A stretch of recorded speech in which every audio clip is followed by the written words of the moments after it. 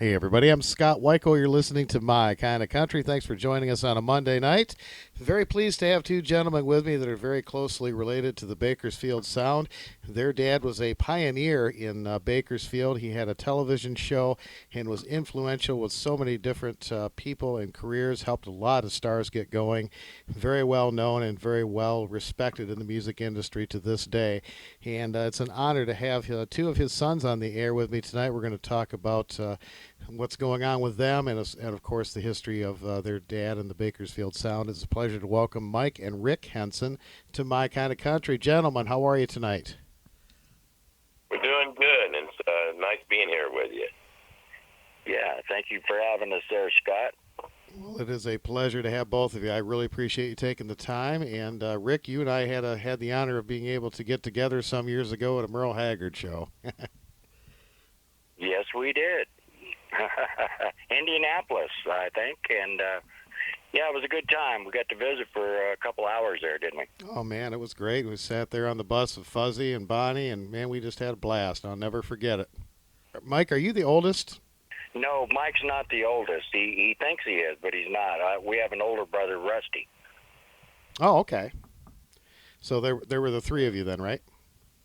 Four. No, there was four. We had Dusty, and we lost him a little over 3 years ago. Okay. Yeah, he was a musician too. Well, that's great.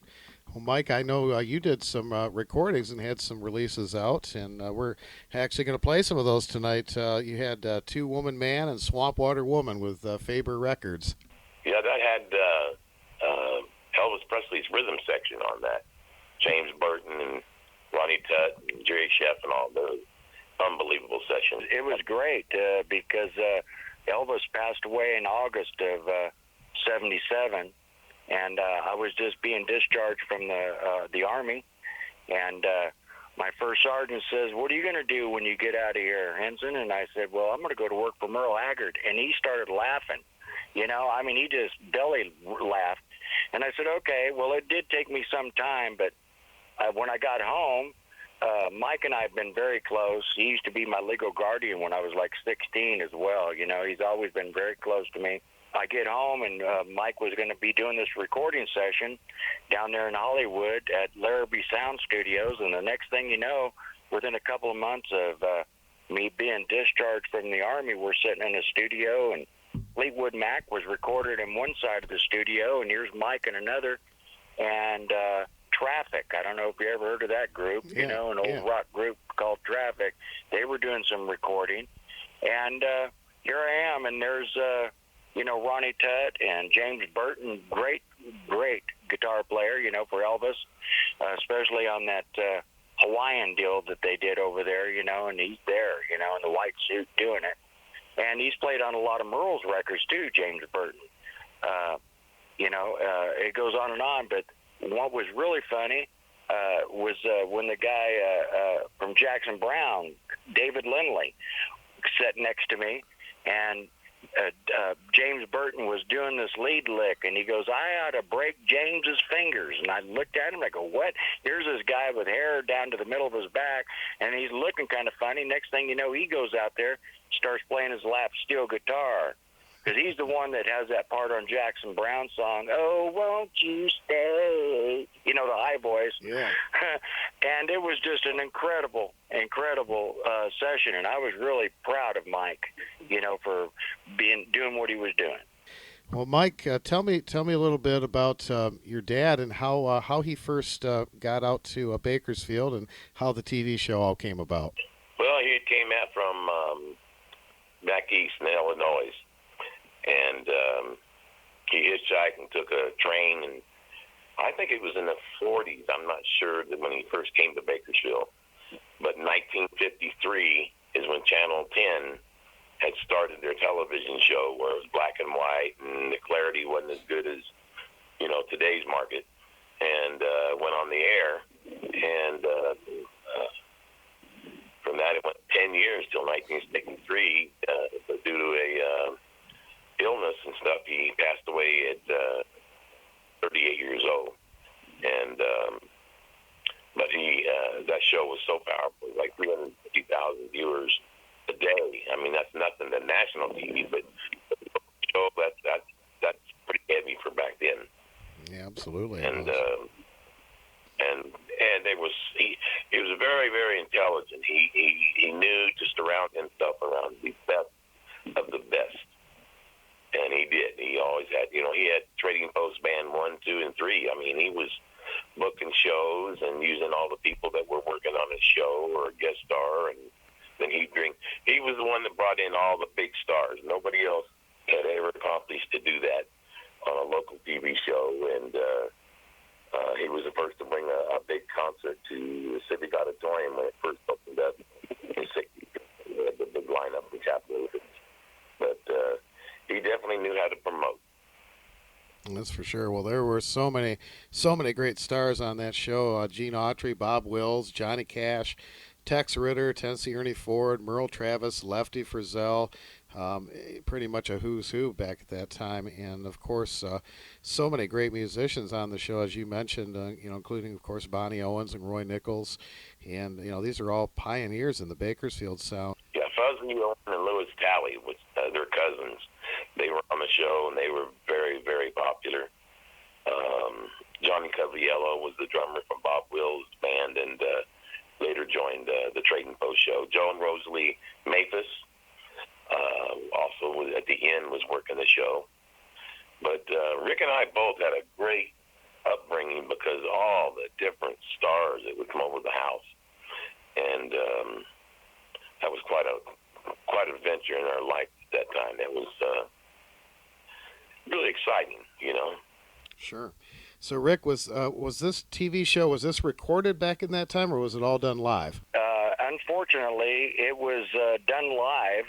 Well, actually, they did tape it, but and it in this new book out by Fuzzy Owens, he stresses the fact that it is tragic, that the TV station back then reused that tape over and over and over till they were just virtually no good. There are no remaining shows for 10 years worth of television shows of the Trading Post. And it's just tragic, because of all the history. There's a few clips of my dad at the town hall party, and Mike's got a few other things, but there isn't a whole bunch of video on my dad, no. Well, that's a shame. I know that he worked for KIKK Radio, and I believe that he was responsible for changing the call letters to KUZZ, which was Cuz for Cousin Herb. Is that right? That is correct. And again, it's like Fuzzy said in the book, it's like a tribute to my dad. Buck Owens ended up buying Cuz Radio, and he saw no reason to change the name because it was so popular then. It's went on to be one of the most popular radio stations in the whole United States. Yeah, absolutely. So I'm very proud of that. Very proud of that. Tell me a little bit about some memories you have of your dad, and he was such an influential person, and it seemed like he just had such charisma, and I'm sure that that really had to play a huge part in what he was able to do. Mike knows a lot more about my dad. I was only 6 years old when my dad passed away, but I do have a lot of memories, and fleeting, things. You know what I mean? Mm-hmm. But I've been fortunate because of the fact that he was so popular that it's not like somebody, and I don't mean to sound weird saying it, like let's say somebody's not very popular. After a while, their memory fades, and as families grow, they're forgotten, pretty much. They're not talked about very much, so you don't learn very much. And it's the opposite for me. I've learned so much all my life about my dad through the words of other people. But I do have great memories of my dad, as far as that goes. And but Mike, he could tell you a lot more. But yeah, I remember, and he was a great guy.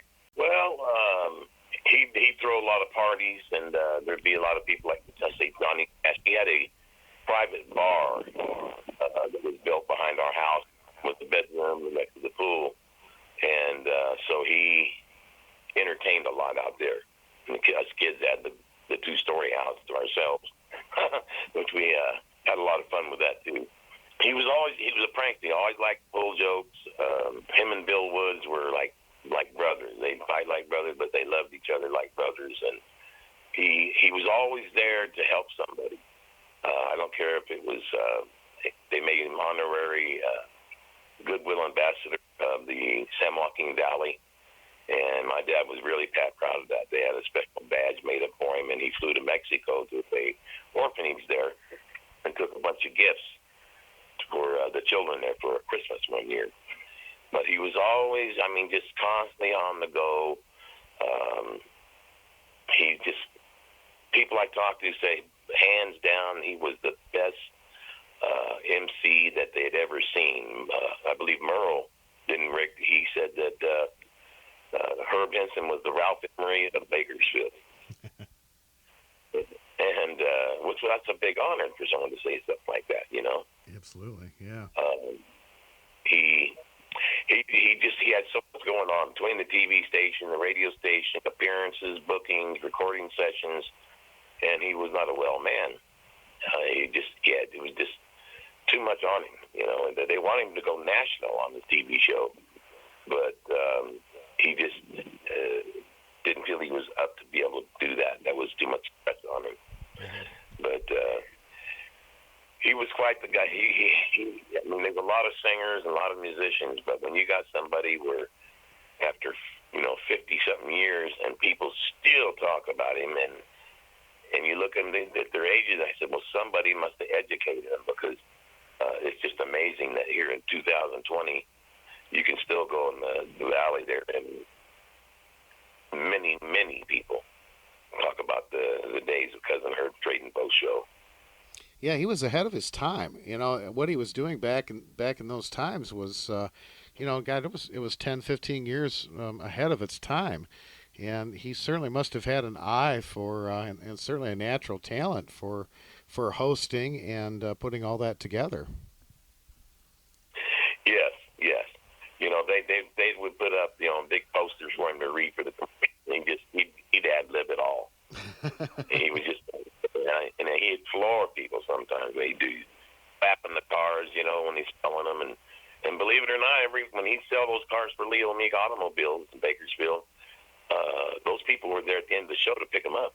Yeah, they used to always say about my dad that you could always tell one that Herb sold because there was a dent in the hood as he slapped it as it went by on the TV. They just line up and those cars would go through like a car wash. It was really funny.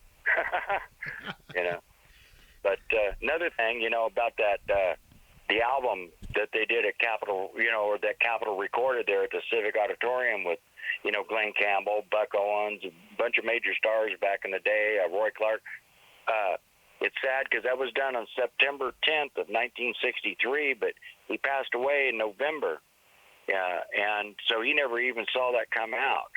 And what's ironic about that is Merle was on Tally Records, which was owned by Fuzzy and Louis Tally. And Merle actually played bass on that complete album. He told me that himself, and he said he was very proud of it.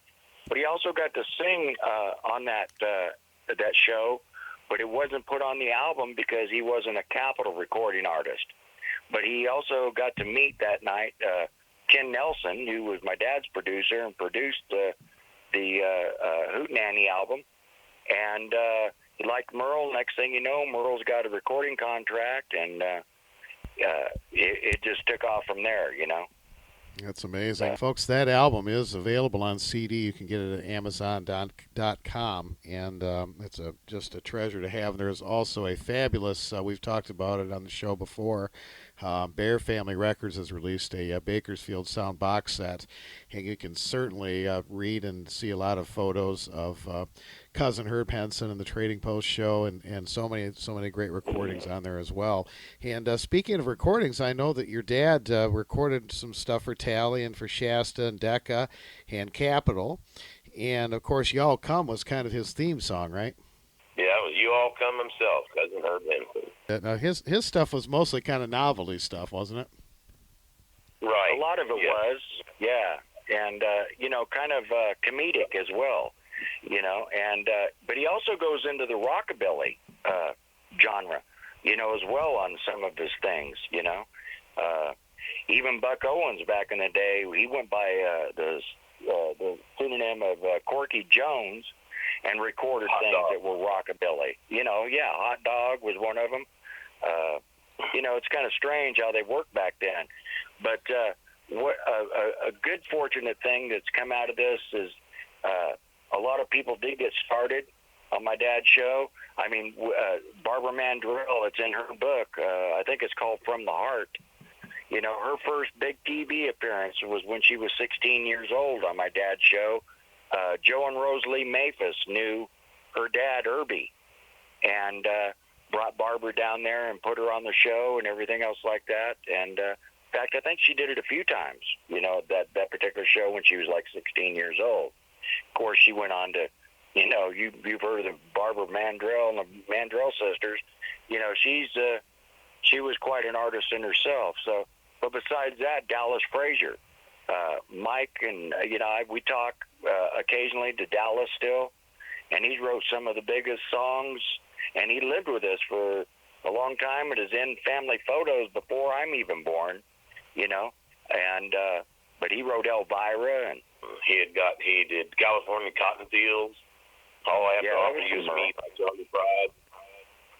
There goes my everything. He's got a lot of them. A lot of them, yeah. I know George. Oh, yeah. I know that George Jones did an entire album of Dallas Frazier songs too. Yeah, Right. and proudly he's in the Songwriter Hall of Fame there, Nashville. So we were around a lot of good, top-notch people. I mean, you didn't know it then, but they were good. You know what I mean? But they went on. It's amazing how many people have come out of Bakersfield, or got their start, I should say, in Bakersfield. They might not have been born in there, but they went there because that's what was happening, and they did it. So Absolutely.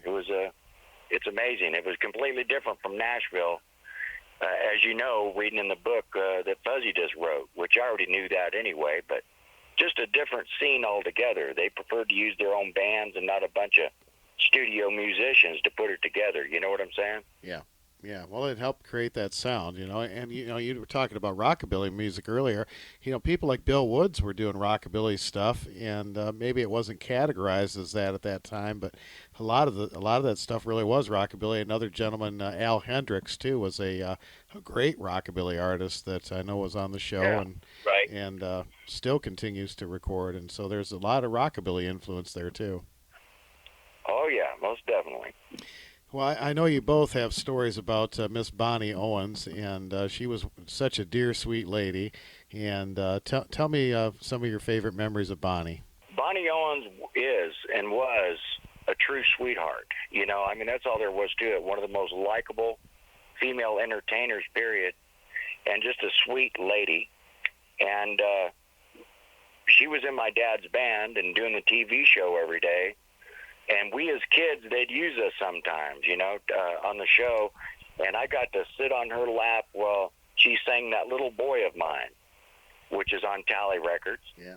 And, that sort of thing. But Mike can tell you, Buddy Allen, Bonnie's and Buck's son, and Michael Owens, they used us all. Joe Maphis's kids, they used us on different things at Christmas or different things like that, or if they needed somebody, to for kids, and that was a good. But later on, I just knew her because I knew her. I'd see her at Merle shows and stuff like that, and whatever, and she always just treated me the same as she always did since I was a kid, and I just loved her. She was something else. Her sisters too, with all of them, but just Jeannie, Loretta. Yeah, Loretta was married to Mac Owens, which is Fuzzy Owens' Fuzzy Owen brother, and I think they're both passed now, Mac and yes. Loretta. But anyway, yeah. But I enjoyed, and it was a pleasure to be able to, when I was touring with Merle, that Bonnie was still on the road. Well, as you know, Scott, because you met us there in Indianapolis, and we had a good visit, and she was doing good, but it wasn't long after that she quit touring, because of her Alzheimer's. Yeah. So, but she was a wonderful lady. She sure was. Just one of the best in the business. You know, she never really got her due because she kind of set her career aside to help Merle, but she was a fabulous entertainer, fabulous singer, had some great albums. A lot of people don't know she won Female Vocalist of the Year in 1965 too. So she had her own career as well, and of course she was responsible for getting on paper a lot of those songs that Merle was writing back in those days. Mike, I wanted to ask you a little bit more about your music. I know you did an album, and tell me a little bit more about the music side of your career. Done everything from recording to management. I was Marty Haggard's manager back in '82, and Marty and I went to Hawaii and did a tour over there, and then came back, and then we went to Nashville and did a tour, and then I set up a deal for Billy Strange, a producer, to listen to Marty, and he had took him under his wing and got some things going with him with MTM Records, which is Mary Tyler Moore. And that's when I told him, I said, well, time for me to leave. And he goes, and I said, well, you're taken care of here, and I'm leaving what we came with as our friendship. And I just flew back home and said I did what I did and to help him. And now he's doing great. He's doing fabulous out there. Absolutely. I did a tour when I first came out here. I wasn't here a week, and then all of a sudden I get a phone call, and I had to go travel through the same distance that I did coming from Washington, the state of Washington, to Oklahoma. There I was going that same route. Now I just do some casino work here and there, and I also I'm into my church real strong, and we do a lot of gospel, but we do it a lot different. We can do the music as far as the arrangement whatever way we want, and we do change it.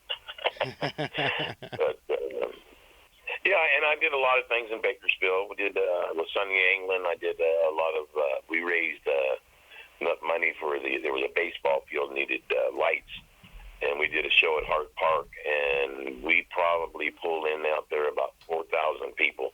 It was unbelievable, and I just recently did the Hall of Fame. About a year and a half ago, and they put my dad in the Hall of Fame in Bakersfield, and I was just so proud, to be there and be part of it, and that show right there probably meant more to me than any of them, and I've worked a bunch of them. I mean, I've worked Liz Simpson, very well, Dave Dudley. There's so many different artists that I've been humbly appreciated to be part of what they were doing and I was doing, and they were there, and that album David I did. Frizzell. Yeah, for David Frizzell, and those are some good shows, man. You bet. Yeah, David Frizzell worked a lot out there too. He's a good buddy of mine, and he had a lot of great recordings that came out of California too back in those times. And of course, working with Lefty, and I know Lefty was on the Trading Post show quite a bit too. Oh yeah, I booked Lefty, and we got him for $125 to Bomac Artists. Oh my gosh! You never get that again. Well, Rick, before we go, tell me. Of course, there's a lot of stories you can't tell, but I'm sure there's a story or two that you can. I'm sure there's a story or two you can tell me about Merle Haggard being on the road with him. Well, it was wonderful. I mean, was friends with Merle and used to visit at his house all the time and that sort of thing, and did a lot of artwork for him for different. Companies that he was trying to get promoted and started and that sort of thing. And so we had a really good relationship. Don Markham, who was Merle's sax player for over 40 years, was one of my best friends in Bakersfield there.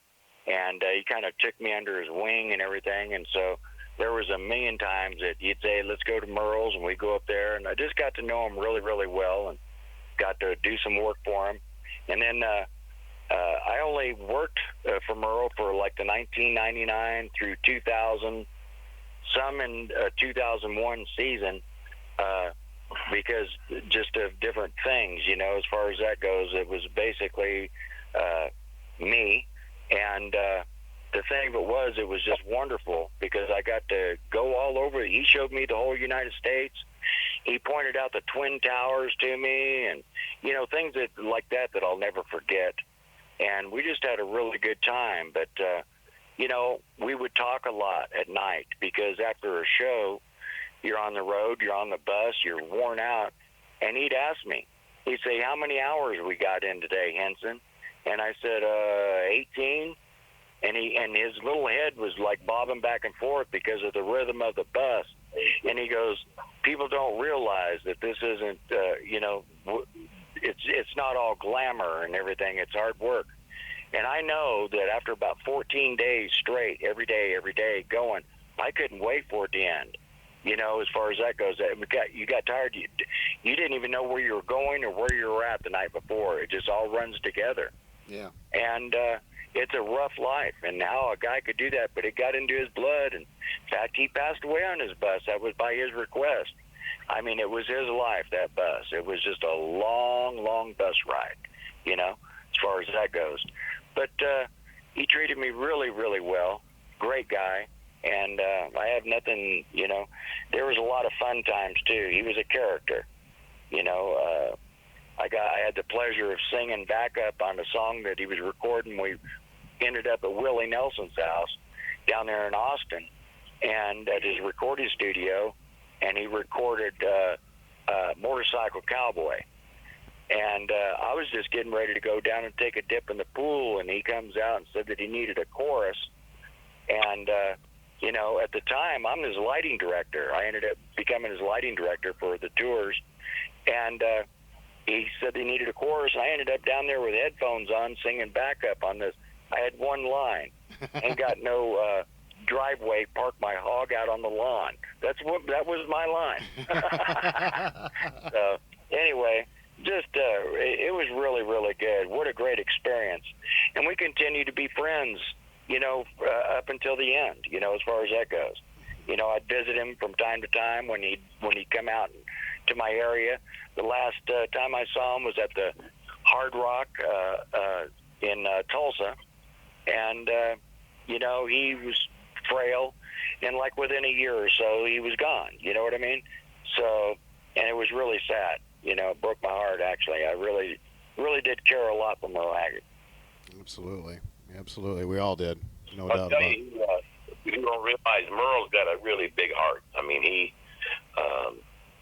years back he had opened his home and the studio to me, and I took about 9 musicians, and we went up and spent 2 or 3 days there at Merle's house, and he just, I mean, how many people get that opportunity? And that was just, it showed me that, that he had a big heart, and a great studio. Well, gentlemen, I want to thank you so much for your time today and sharing some stories. And we're going to play some of your dad's music, and we're going to play some more of the great Bakersfield music. And thank you so very much for taking time to be on My Kind of Country. No problem. Alrighty. Don't forget to play Mike's. Don't forget to play Mike's either. Well, I'm Mike's biggest fan. Well, I guarantee you we're going to play. Thanks for having me, Scott. You bet. That's Mike and Rick Henson on My Kind of Country, and we're going to play some more great music, including those songs by Mike Henson as we continue. Gentlemen, thanks again. I appreciate it so much.